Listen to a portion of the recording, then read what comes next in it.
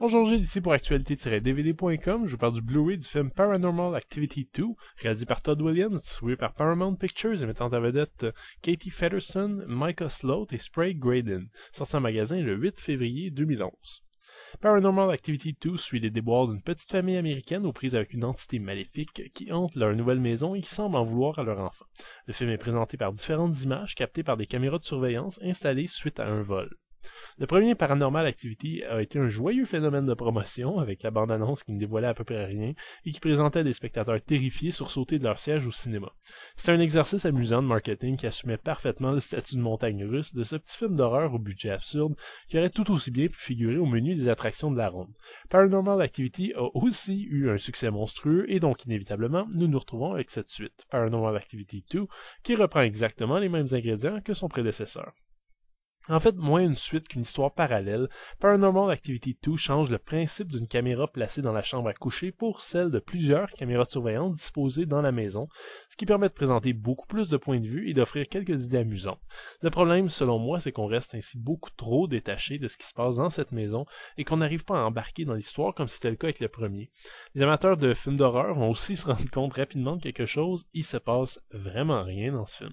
J'aime beaucoup sur papier le principe de cette série de films, l'idée de déconstruire totalement les mécanismes de la peur et jusqu'à n'en retenir que le strict minimum. Donc pas de monstres, pas de gros maquillage dégueulasse, juste du silence et la terreur suscitée par une porte qui s'ouvre toute seule par exemple.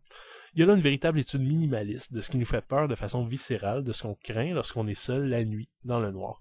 Et ça, c'est quelque chose que je respecte beaucoup. Le problème, évidemment, c'est que personne n'a peur de la même chose et que pour la très grande majorité des spectateurs, ce Paranormal Activity 2 avec ses casseroles qui bougent et ses nettoyeurs de piscine hantée ne donnera même pas la moindre chair de poule.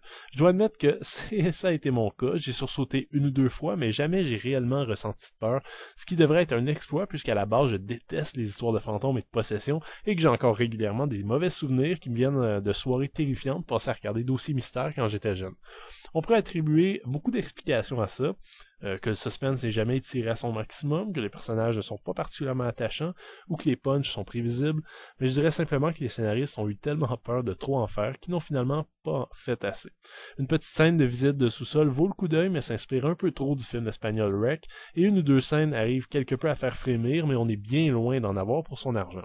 Même si le premier film, avec son budget minimal, arrivait à nous faire sauter à plusieurs moments, même si là encore je l'avais trouvé décevant, Paranormal Activity 2 n'offre à peu près rien de ça, sinon une vague histoire qu'on serait tenté de suivre jusqu'à un troisième film par simple curiosité. Les amateurs de sensations fortes vont sans doute crier à l'arnaque, et même si vous êtes terrifié par les fantômes et les démons, il n'est pas garanti que vous ayez des sueurs froides.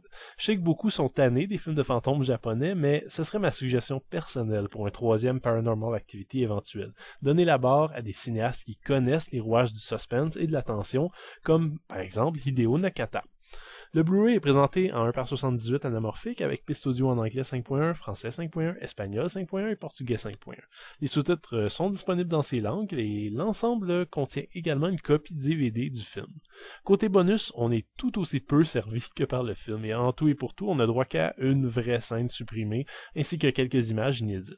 À noter que plusieurs scènes vues dans la bande-annonce ne se retrouvent ni dans le film ni dans les scènes supprimées. Paranormal Activity 2 peut aussi être visionné en deux versions différentes, l'une sortie en salle et l'autre allongée de quelques minutes.